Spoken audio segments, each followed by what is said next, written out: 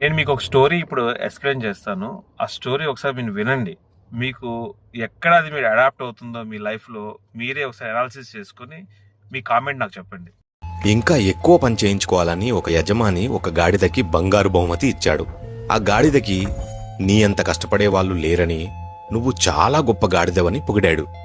ఆ గాడిద సంతోషంతో ఉబ్బి దబ్బిబైపోయి నేనొక మామూలు గాడిదని కాదు అని నమ్మడం మొదలుపెట్టింది. అప్పటినుంచి గాడిద ఆగకుండా కష్టపడుతూ పనిచేస్తూ వచ్చింది. అలసిపోయినా జబ్బు చేసినా ఎప్పుడూ ఆగలేదు. ఒకరోజు ఆ గాడిద గాయాల బారిన పడి చనిపోయింది.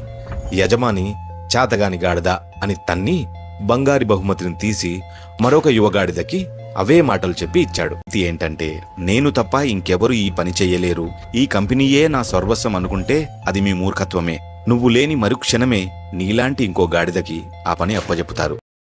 మీకేమర్థమైంది ఈ స్టోరీలో? చెప్పండి ఇప్పుడు.